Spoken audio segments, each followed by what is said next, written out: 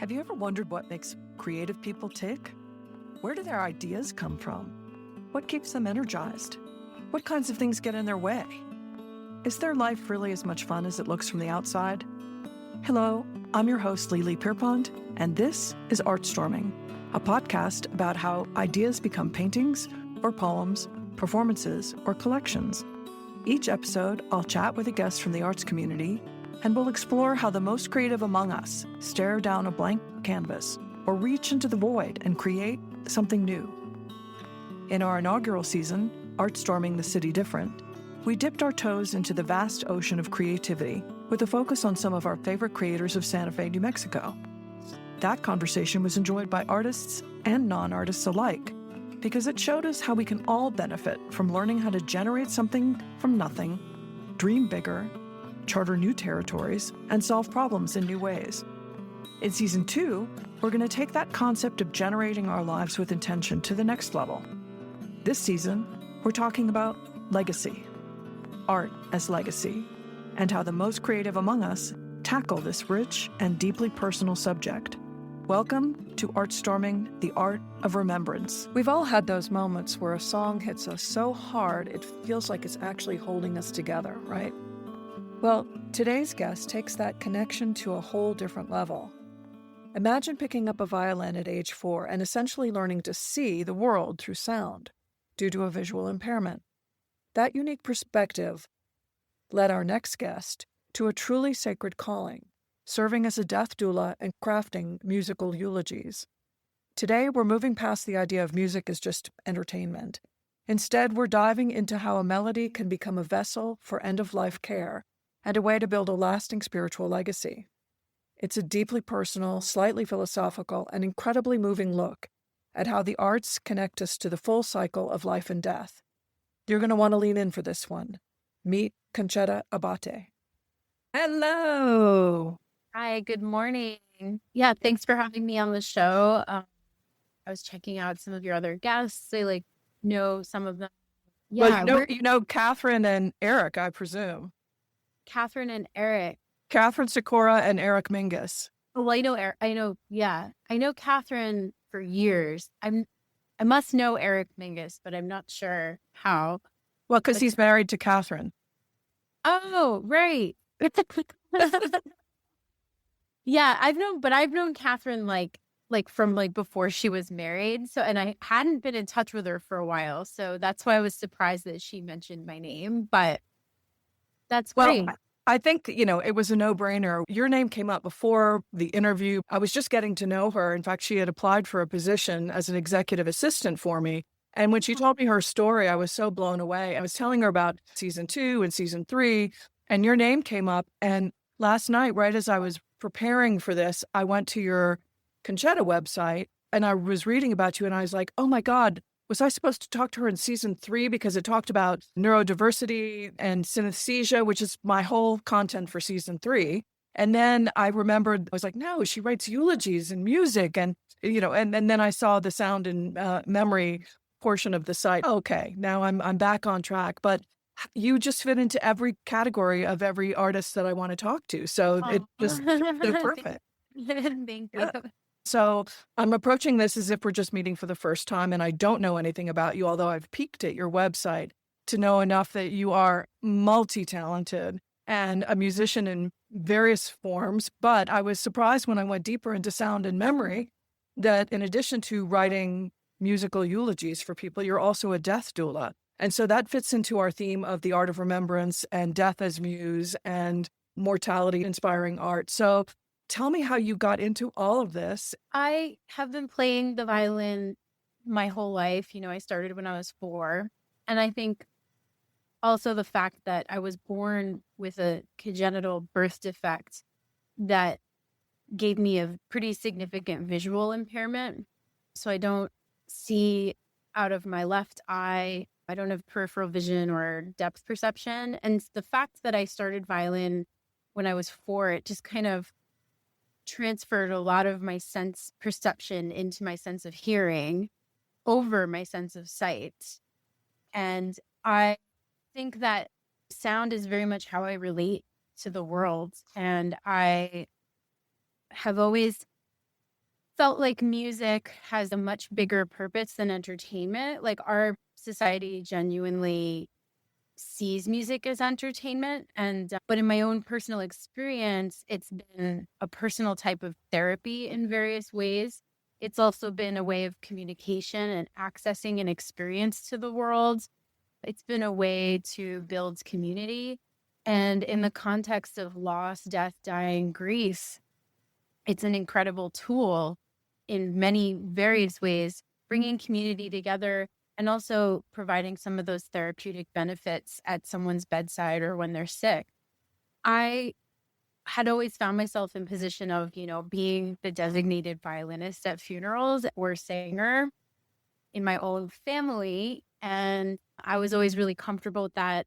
And I'm a very kind of emotional thinker, and I love slow music. I love narrative music. I like music that tells a story, the kind of music that you would hear at a funeral. And then I really was challenged to step into that role during COVID because more often I get asked to play violin at weddings, which is a different kind of role. And then during COVID, of course, no one was getting married, but I was getting asked to do a lot of funerals. And even for years after that, still doing posthumous remembrances because people were not able to meet in person during that time. And I became a death doula in 2022. I decided to take a really, like a more formal training course because I felt like a lot of what I was doing was intuitive, but I wanted to be more informed, specifically how to respond to grief, but also like some of the logistical things that happen around death, because there has been a lot of death in my own life, and I've seen people sort of be very unprepared time and time again. And I wanted to fill in some of the gaps of my own knowledge. And I took it out of curiosity, and I never expected that I would do it professionally. But it was one of those things where it's kind of organic because once people saw that I was doing it, then people started asking me for it more. And, I started getting more involved in my community in that role. I formally started Sound and Memory in 2024. So it's pretty recent that I established it as a business. But, I've been doing this type of work for a long time. And I specifically did training to do advanced directives because I've had some personal experiences where it was unclear what people wanted. And I also saw the impact on the other people that I was working with. So this was a skill that felt really important to me. And I also feel that as an artist, I feel that I'm very good at listening and hearing people out and guiding people towards whatever it is that they want, or getting to their more philosophical or spiritual values rather than, purely viewing this as a medical document. I think that sometimes people don't feel fully heard if they're filling this out at a lawyer's office or maybe at the hospital. And the way that I was trained, I did a training through Respecting Choices, which was facilitated by the Dying Year. And the way I was trained was to ask a series of questions and to listen, and their guiding questions. And so we learned this method that really reflected, how I might speak to someone if I were doing some kind of inquiry to learn something deeper about that person on an artistic level. And so a lot of that work is very word of mouth, and I do a lot of public education programs, and all of my programs involve live music, not just recorded music, but music performance. And the last presentation I did was at Maple Grove Cemetery in Kew Gardens, and I did a workshop about green burial practices and encouraging people to begin planning, and here's some different options. And it was really well received. And even from that workshop, individual people reach out to me for further guidance or advice. But yeah, I mean, there's a lot in my story of, how I ended up here. I was also deeply interested in medical anthropology when I was in college, and almost wanted to go into public health. I worked for a year for the American Red Cross after college. And so this is kind of a way for me to bring together my interest in music and serving the community in a way that I saw that there was a need just organically through my interests and through the work I was doing. It's so beautiful. And it's such a perfect complement to what we're discovering in this podcast series, which is the way that the arts and ecology and mortality kind of all work together as this sort of perfect union, and people's awareness and consciousness and how the arts support that process so much. We're in the process of creating something called the Legacy Toolkit, which is helping people develop their soft legacy plan, which is exactly what you're talking about. And the soft legacy plan would dig into the values aspect instead of just the dry legalese or the medical power of attorney. It's what do I really care about, and what do I want to linger after I leave, or what do I want to leave my family with, my children with, as an emotional legacy, more of that kind of an imprint. I call it the echo. And having the arts there to support this process is, to me, a no-brainer.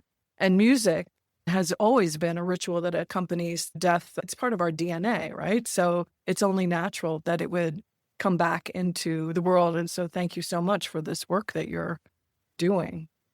Thank you. Yeah, I think that it's interesting because there's so much need in end-of-life space that it's hard to talk about the arts when there aren't enough hospice nurses, there aren't enough people to just sit vigil or to take care of people's medical needs, where we're really understaffed as a society in terms of taking care of really essential things for people who are terminal. But I think that people think of music as something much more inaccessible, like, oh, it's something that's really a specialty thing, and it's like the icing on the cake, and we have to pay a bunch of extra money to have this happen. And I think that has to do with our society commodifying music as an entertainment object rather than perceiving it as something that we are born with and that we live with every day. Like, our heart has a heartbeat and we are surrounded by sounds every day. And when we organize sounds, they become music. And when you really think of it in its most basic and essential ways, everyone has access to music. And there's really simple ways to tap into it that don't have to involve spending a lot of money to hire experts and specialists. If you have the funds and the resources, live musicians are absolutely incredible. And there's also ways to engage community in community music making to amplify what a live or a professional musician is doing. But I was surprised, for example, I was presenting at the National End of Life Doula Conference in Louisiana this past October, and I was telling people about something so simple as getting an affordable Bluetooth speaker, $50 or $60 speaker, rather than using your iPhone. And somebody in the audience said to me, well, you hear the difference. It matters to you because you're a trained musician. And then I explained a little bit about bass frequencies and how we feel them differently, not just hear them differently, but we feel them differently. And then I did an example where I played on the phone versus even just an affordable, not an expensive speaker. And everyone could immediately hear the difference. So I don't think it's that people don't care, it doesn't matter to them. It's that they don't know. They haven't been exposed to different types of sound qualities. It's really just, it's a deeper issue of the fact that our society has sort of devalued refining the innate use of music that we're born with Well, my background. we tend to perceive the world as materialistic when in fact we're sort of vibratory creatures. And the vibration of music is part of our, like I said, it's part of our DNA. And it's been sort of educated out of us in a weird way. But I think anybody who is exposed to it, in the example you just gave, where they have the option of hearing a piece of music through an iPhone or through even a halfway decent speaker, it's a visceral difference of experience. Yeah, and like my point was that it's not like that much more expensive or out of your way. And even hiring a live musician, it might seem expensive. Maybe you spend $200 or something like that. But, people spend a lot of money on other things like flowers and other things that are very important, but you would be surprised, like the quality of what you get. And I think that people aren't exposed to live music, so they don't know the difference. But yeah, my background's also as a music educator and an arts educator, and I've seen access to education in the arts kind of change over time. And I think, yeah, it's very cultural. Like if you're not getting it home, if you're not getting it at school, we do lose it. And we've especially lost it in the funeral space. I know a lot of really active wedding bands. There's hundreds of them. They're constantly working. Why? Because music is entertainment. But there have been times where I've told people that I play violin and sing at funerals, and they say, "Are you allowed to do that? Is that appropriate?" Because they think that music is entertainment. And it's supposed to be a morose and somber occasion. So this, or reflective, contemplative, peaceful, loving. And I was shocked by that. So these are things that I'm learning, as I'm doing the work. As I always knew that we've lost ritual around death, but now that I'm really actively speaking about it in public, and I get these kinds of comments and responses, I'm like, wow, like this is really a different concept for a lot of people, that music could be something other than entertainment. Wow. Or that it could be accessible to us. Well, I'm so glad people are getting educated. And I think COVID did a lot to help us confront mortality in general. And I think that there have been a lot of positive things with regard to maybe taking more initiative. I mean, certainly that's what we're up to in this podcast, is to get people to realize that they have choice in how they curate their life and how they curate their exit. And so presenting people with various different options that are available now, that some of traditions are as old as time itself, and some of them are kind of being reinvented, such as yours. But when did you first start getting into a musical eulogy by commission?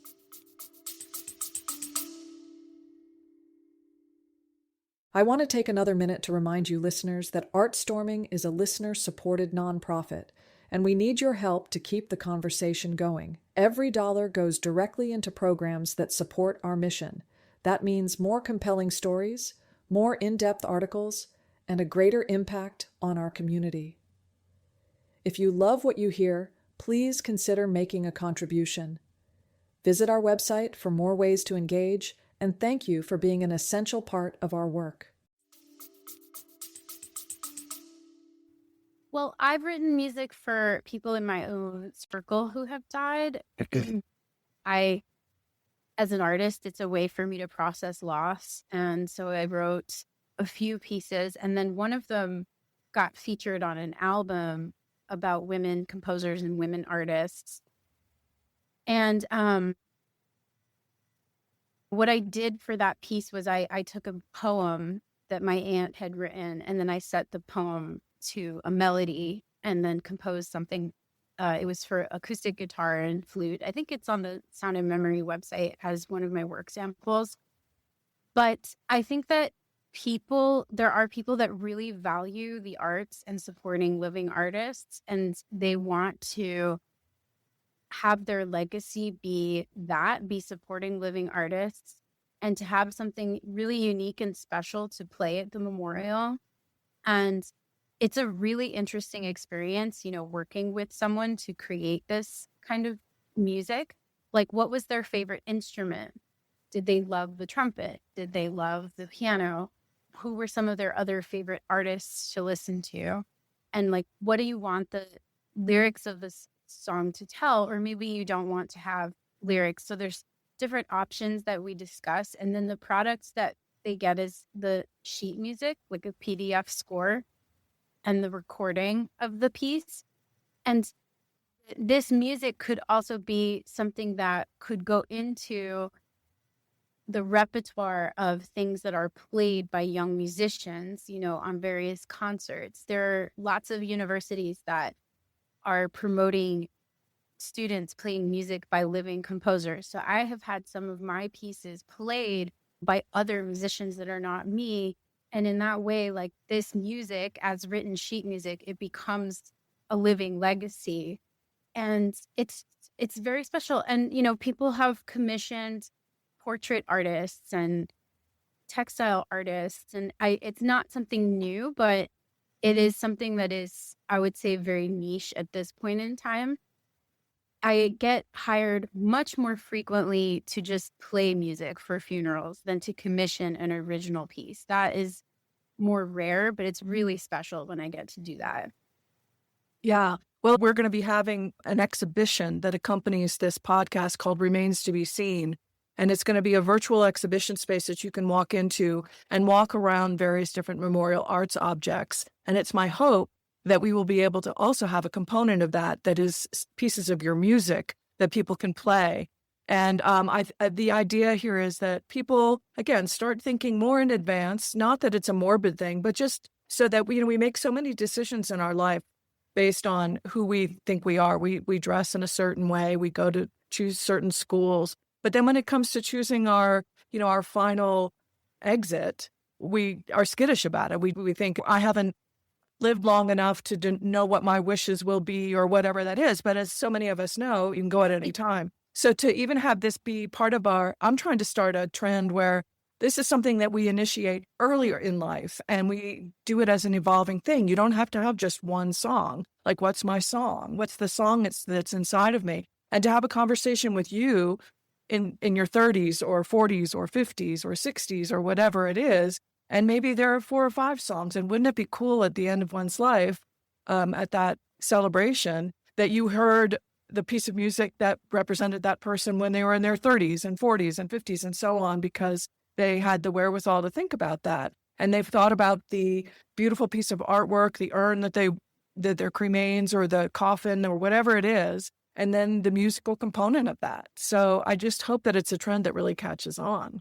Yeah. And I think that what you're talking about is actually just getting people to live like a more artistic and full life, you know, in general, because when we realize our mortality, we realize we don't have a lot of time. What becomes more valuable, and how do we get to that value sooner before it's too late to do those things?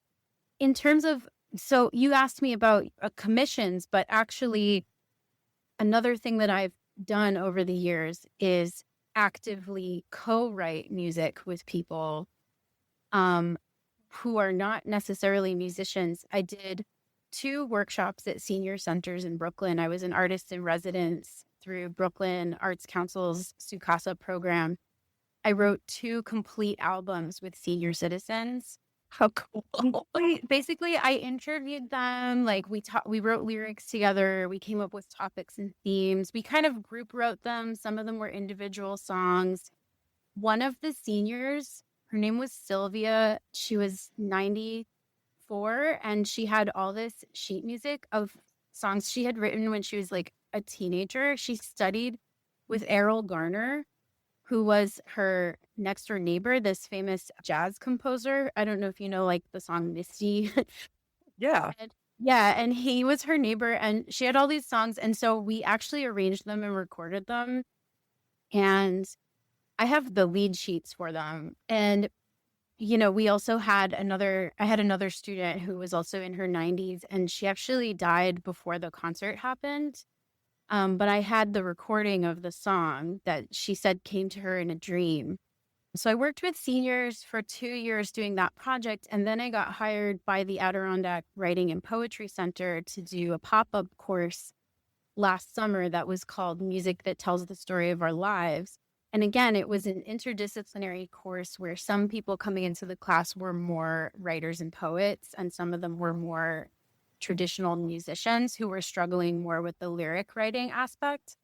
So I lead people through these workshops, and like, it's less that I'm just composing the music, which is a commission is when you tell me what you want and I give you a product. And that's great because I like doing that too. But these are more like educational long form workshops where maybe the product isn't so polished, but it's like something that's yours and that you made, and it's a little edgy and like the recording quality is a little bit, but it's like something so special. Like one thing I had my students do is go around and with a field recorder or just like a voice memo app on their phone and collect different sounds that are meaningful to them and then tell the story of that sound.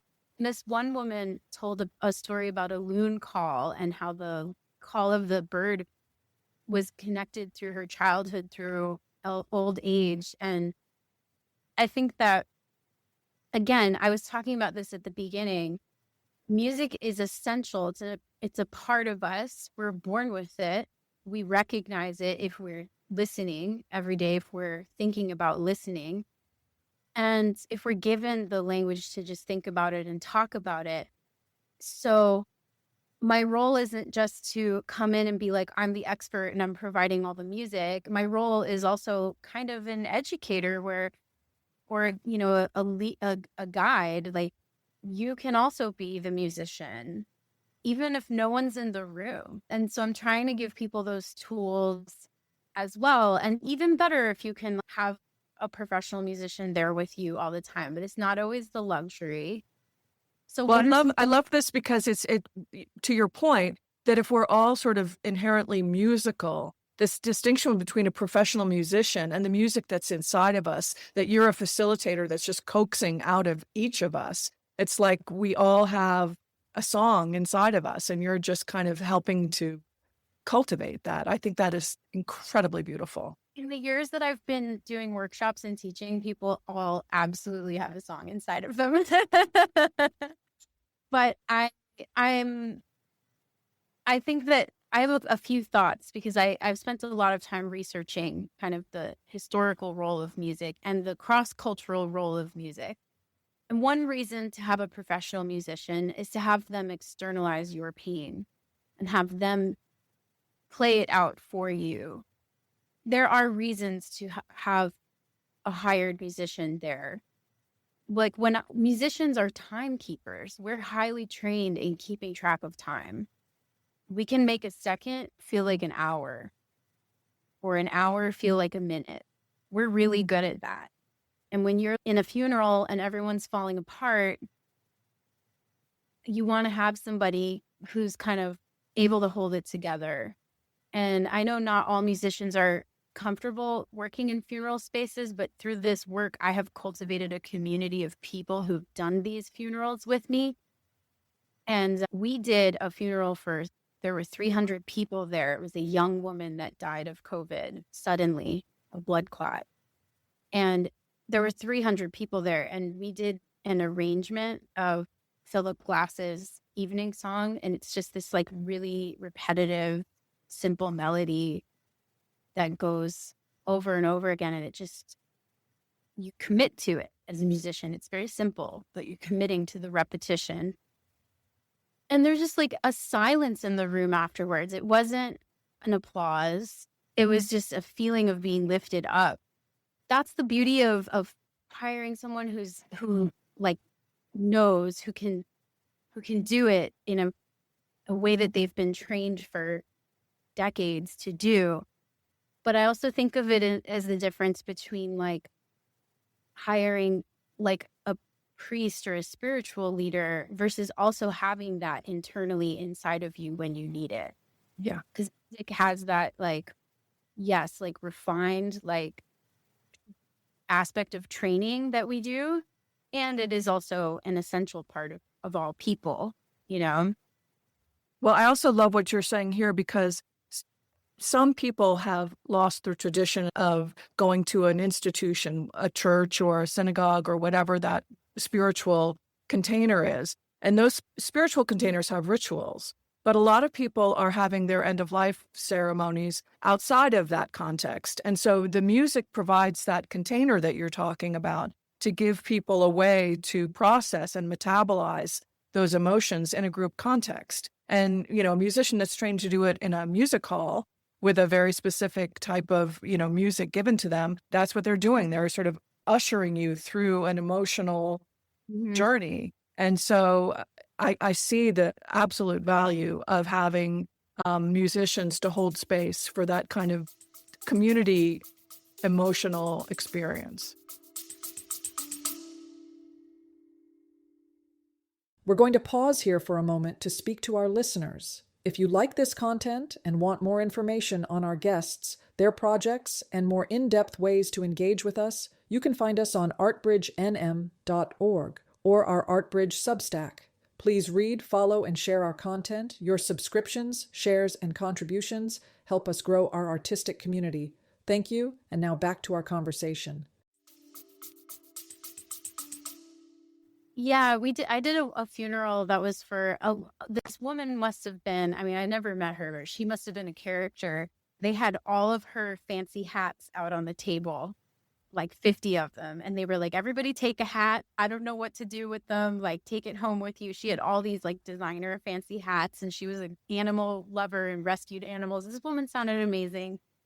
And her husband, said she loves Michael Jackson, and I don't know if Michael Jackson will work on the violin. I'm like, I'm going to make this work. So I did the song Human Nature. Da, da, da, da, da, da, da, da, da, da, Oh, yeah, I can hear it. da, da, da, da, da, da. Yeah, and I played it on the violin, and everyone was just like, that's the song, like I can do that. I can take that memory and like bring it in the room. And it's a human connection. It's a little different than playing a recording of something. Like, I took the time, I think there's a human connection there. I took the time to translate something. And I make such deep connections with the people that I work with. Like, I stay in touch with them, because it's such a meaningful experience for people. And I have to say, musicians are really good at this. I have a Substack where I interview musicians about their grief experiences, and a lot of musicians become musicians because they've had a major life-changing loss or experience. Like, sometimes I think you have to be really kind of out of your mind to like want to practice music for 6 hours a day. Like, there's something that's like drawing you to do that, and so I think musicians themselves as people are just really interesting. Like, what is their story? Why are they devoting their life to something that's not tangibly rewarding or materially rewarding? Well, a practicing studio artist is sort of the same, but I think that there's something about preparing your instrument, your body instrument, to let that muse come through you, and the practice of surrendering to that, whatever that is, that quality that comes through you, it's a kind of devotional practice, right? Yeah, and that's why I was sort of comparing it to like the priest role or something. We're not priests, but we're trained to anticipate time and how time shifts and to be emotionally in tune. And I think those are just really excellent skills to have in a room. Yeah. One thing I was thinking about earlier in the conversation was this idea of commissioning artists, or like spending a lot of time during your life preparing for your legacy. And I was reading a musicology book about how some of the greatest works in classical music were commissioned by wealthy people as their requiems. Right. And, we still play that music today. And there was an era in European history when people were more religious. Everything was about preparing for the afterlife. So you were seen as more noble. Like, the bigger the mausoleum you built, the more money you spent during your life. Like, that was like the goal. And then I think something obviously has shifted, like where the goal is life now. And so it's almost like there was too much in this direction, there's too much in this direction, where's the like meeting point?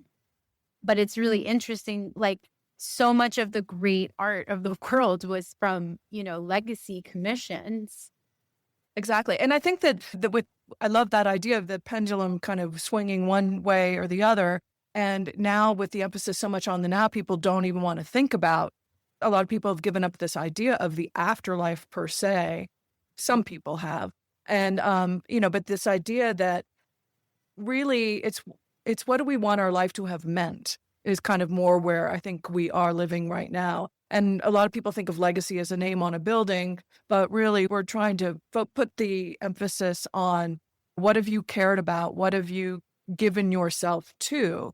And the arts have a really important role to play in how we describe that. And it doesn't have to be fancy. I was thinking earlier, as you were saying, hiring musicians, but even coming together in song and including song. I mean, that's why hymns were sung. Song has been a part of ritual. And even when you think of singing, the vibration that comes through you as you hold a note or as you hum along or whatever, these are all an important part of a physiological manifestation of grief and grieving, as well as celebration. So it goes both ways.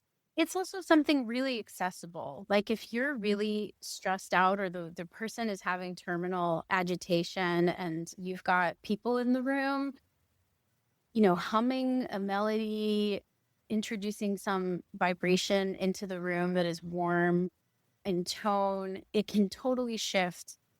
Or even just like opening up a window, allowing in some bird song or playing a recording even of nature sounds.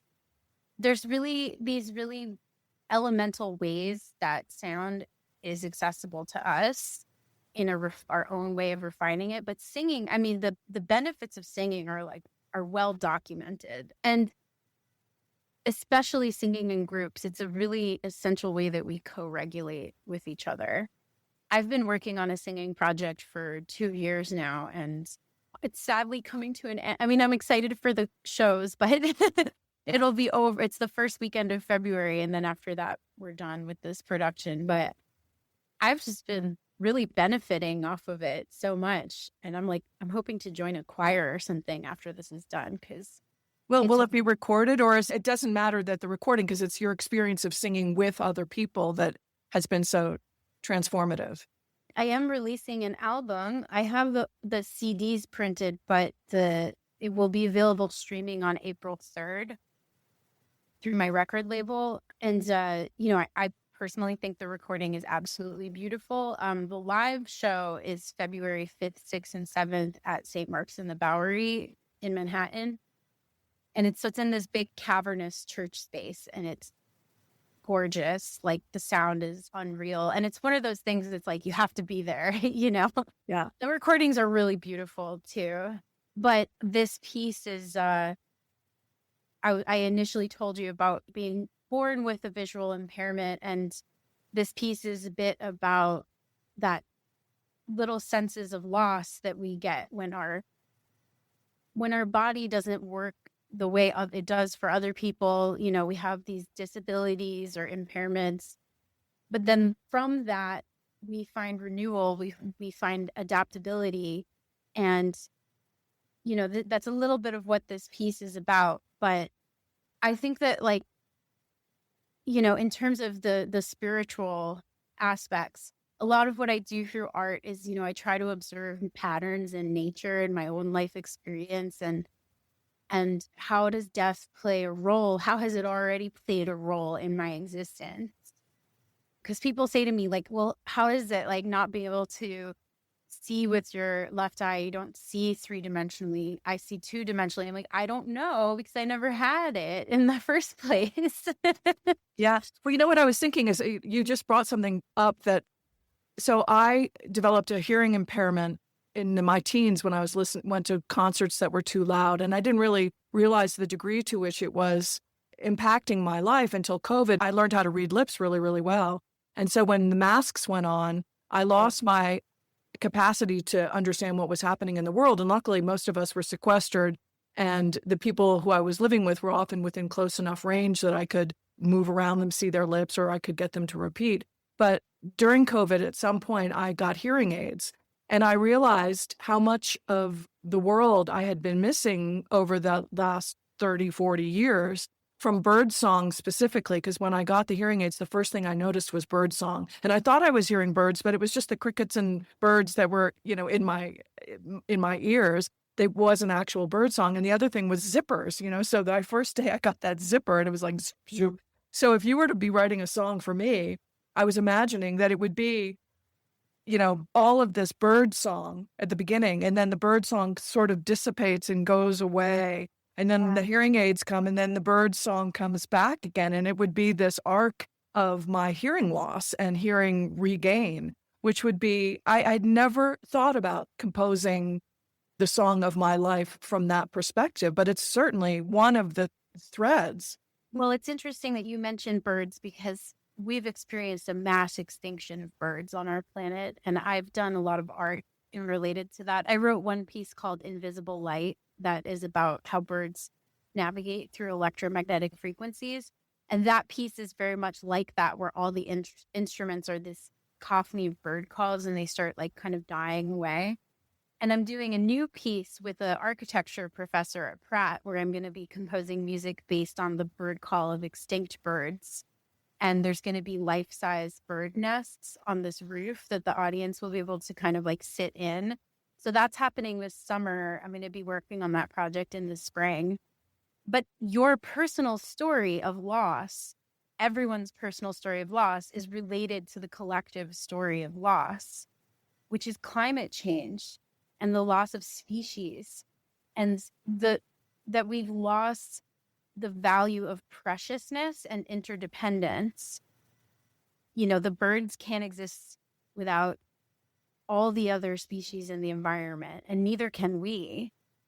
And it's really beautiful what you were saying about the hearing loss, because it made you value the preciousness of those sounds. Like, that's what loss does for us.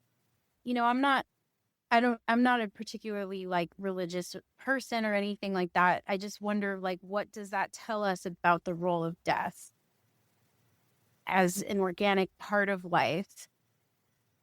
And also finding a balance, right? Because we don't want to be all death and we don't want to be all life. Not everyone agrees with that. I don't know, but well, I mean, I agree with you 100% because it's like the inhale and exhale. We can't always exhale. We can't always inhale. It's that yin yang balance of light and dark and polarities and all of that. That is that's the fabric of life. So like when somebody asks me, why do you miss like not having sight? Sometimes I miss like what I imagine to be that experience. And I also feel that same way about the loss of climate. When I walk around my neighborhood, I imagine what this neighborhood would have looked like when it was lush and full of trees. And one of the most naturally beautiful places in the world. And that the next generation isn't even going to know what we knew growing up. I know that that nature was very different when you were growing up versus what I grew up with, and then the younger generation. So I do have a feeling of like grief and loss and nostalgia in that sense. And so through my performances, I'm also trying to get people to reflect on those feelings, or even maybe acknowledge it if they can, because there is a continuity. It's not like just the time we're alive right now is important and nothing else is important. We're going to die, but that doesn't mean that like we just trash the planet and then leave, But I think it relates to the what you were saying about legacy planning and thinking ahead. And maybe I'm speaking of really broad abstract themes, but I think it's related to the health of the planet, like taking care of our legacy. I have a friend who came over to my apartment yesterday morning because his friend is terminally ill, and he said, will you talk to him? And I'm like, yeah, of course, give him my number. And he said, but I don't know, maybe it's too early. I don't know if it's emergency level yet. And I was like, who cares? It's great if it's too early. Like, let's talk. Like, now's the time, not when you're sick and you want to just focus. You need to be focused on being sick. You need to be focused on the physical aspects of exiting, which are trying enough, like dealing with all this other stuff like paperwork and documenting your artwork, and do all that now. So I was surprised that he said that to me. He's like, I don't know, maybe it's too soon. Well, I had that same conversation with a gal I spoke to a couple days ago, Mallory McDuff, who lost her parents at a young age, and we had a whole conversation about green burial and a lot of really exciting things that she's up to in her world. But she said her father, for some reason, and he was a very conservative Southern guy, he talked about his death and how he wanted to be processed at death their entire lives. It was part of the regular conversation. And so by the time it did happen, they were also clear. They didn't have to read a directive. They knew exactly what he wanted because he'd been talking about it forever. And even though it was a catastrophic and sudden loss, they were much more prepared to handle all the logistics than they would have. Yeah. We started having the question of when is the right time to have these conversations? How soon should we start talking about them? And she said, it's a pity that we don't talk to our children about it and that we haven't normalized it in everyday life, which would give us so much more opportunity to be very deliberate about our life. Yeah, I actually had a young woman who was she must have been 22 or 23 in college. She wanted to do her advanced directive with me because she was trying to encourage her dad to do it. So we did a whole advanced directive session. Okay. There's a podcast interview that she did with me about it. It's on my Substack. But I think the younger Gen Z are much more in tune with death because they were really young when COVID happened, and they are witnessing so much on the internet through videos and so I thought that was interesting, this generational difference where this young woman was like, I'm going to do my advanced directive because if I do it, my parents will be encouraged to do it. Yep. I play violin for green burials. There's a cemetery on Long Island called Oakland Cemetery that I've done a funeral for. And it was for a family friend who also, they planned this like 2 years or more. And his wife was at the funeral too. And she's 93 or something now. And she thought the ceremony was so beautiful. And afterwards she said, is that where I'm going?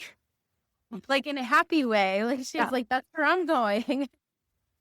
So, well, I mean, I think that's the whole opportunity here is in the same way that by introducing the idea of having a memorial arts object that's commissioned by an artist, and I've talked to some incredible artists who are doing beautiful things, that if you can get people enthusiastic and excited about it, like, oh, I get to choose this instead of, if it's not a gray headstone with, numbers on it, and it's not just a will of legalese and a medical directive, if the arts can be woven into this so that it becomes deeply personal. I mean, like, what is my song? And imagine being able to hear your song played throughout your life and then know that that will be shared with your friends at death, just like you did with that Michael Jackson song on the violin. I mean, I think if we can get people enthusiastic and excited so that it's not this morose thing, it's kind of like, who am I? And again, I keep saying, what's my song? It's empowering. It's empowering. It helps you to live your life fully. It's not this thing that's lingering that you worry about subconsciously. It relieves the people around you of the grief of not knowing what you wanted or the arguing over that, if you're very clear. And I'm even taking it a further stretch, like if our modern day version of spirituality is interconnectedness with nature, like it is also good for humanity and the planet to be aware of your death, aware of the preciousness of your time and the preciousness of resources that are all around us, that hopefully there's a consciousness shift as people are thinking more about death, and also the fact that there's no such thing as absolutely perfect health. Like we get sick, we live totally, completely satiated. You know, we can live very full lives, even with a disability, even with a loss. Like, we shouldn't strive for perfection. It's not human. These are some of the bigger, like, philosophical ideas that have come to me through doing this work and just reflecting on my own life experience of loss, personal loss. But Well, it even I'm going to interject here because our next season, which is called Mind at Large, and we'll be exploring neurospiciness, but mostly I want to address the myth of normal. We think of it like loss or gain, but it's really this continuum of opening and closing, and or however whatever language you want to give to it. But we need to be more fluid with it. We also think about intelligence or perception in hierarchy, whereas it's really just divergence. Yeah, like this piece that we're doing in a week, this is the poster art for it. And it's kind of like a human becoming a rabbit, becoming a squid. It's becoming like all these different animals because different beings in nature have extremely different ways of perception in the same way that humans are neurodivergent. And so valuing that it's not like we're more intelligent than a fly. A fly can have a map of a 10-mile radius in its head. It's a completely different type of intelligence and perception. So to compare one to the other is comparing apples and oranges. And my dog is also a trained service dog. So I think a lot about like where my perception leaves off, like hers picks up. And so we need each other. We need divergence. We need biodiversity and people that think differently. So I'm totally on the same page with you on this. I'm thinking about that, and I'm thinking about death, and that when we die, we make space for something new. And everyone, every living thing has a time for that. After our conversation, I'll send you some links to things that I think you might find interesting. I have a video of the funeral that I played at Oakland, the Green Burial, where you can hear the bird song reacting to the violin. I'll send you some things to check out, and like whatever you think your audience might be interested in, like feel free to include. Do you have any other questions for me? Well, I guess just to wrap it up, say a little bit more about how you use music in the doula phase of your practice. I don't really specialize in bedside music. I mostly do music in funeral spaces, but I have encountered a lot of thresholds choir singers in my work, and I sang with them when we were at the End of Life Doula conference. It was a really beautiful experience. And I'm also working on putting together recordings that people can use at bedside for terminal agitation. Because like I said, it's not always possible for a musician to be there, but I know that there are some things that people might respond to if you're really looking for something in a moment. Do you incorporate certain frequencies in that, or is that just inherent in the music? I think like there are certain frequencies that can be more relaxing for people, and there's also healing that people do with tuning forks and bells and things like that, but that's not really my specialty. I also know that there's bedside harp, like some people are trained to do the harp at bedside. I'm very adjacent to those kinds of spaces, but my work is much more in the legacy space and funeral music and music around grief. Yeah, so people can contact you through your website, and I'm sure some people will contact you because I want to contact you. I think that it would be so much fun to work together. And the other thought I had is that I'd love to arrange for you to come out to Santa Fe and do one of your workshops, not necessarily seniors, but anybody who would be interested in your facilitating us to just connect with that inner song that we all have within us. I would love to do that. And I can also show you some of the work samples of the work that I did with the seniors in the past. We've written some really fun songs over the years, including breakup songs about how you hate being on a diet, songs about how getting old kind of sucks, like Yeah. songs about how much you love black coffee, like all these like kind of details about life, that this is a space to talk about it and laugh about it and make a joke and share with other people who are having the same struggles. You know, I just hope that we can make death a more integral part of life. And culturally, I hope that's what you and I and those of us in this space can contribute to. And I think that it will lead to a better future and a healthier society and a healthier relationship to other mortal creatures and beings in our environment, because they're all terminal too. You know?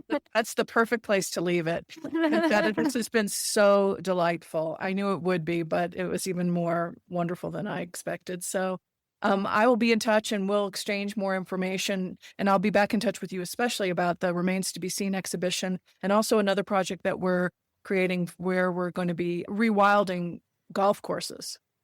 Okay, cool. Turning them into memorial arts parks. I love that. Yeah. So stay tuned for more information about that. And I definitely want you involved in that project. Okay, great. Yeah, keep me posted. And I'm curious about your neurodivergent series. It's been really great chatting with you. Really good to meet you. Yeah, likewise. Well, we'll talk again soon. Talk soon. Bye. Take care. Bye. So thanks for joining us today. ArtStorming is brought to you and supported by ArtBridge NM and listeners like you. Look for us on your favorite podcast platforms or wherever you listen. Your subscriptions, likes, comments, and shares help us to reach more listeners and attract the support we need to thrive in these challenging times. If you love what you hear, please consider making a contribution. We rely on your help to keep these conversations going. Every dollar you contribute goes directly into programs that support our mission. And we've been offered a matching grant that will match every dollar that you contribute.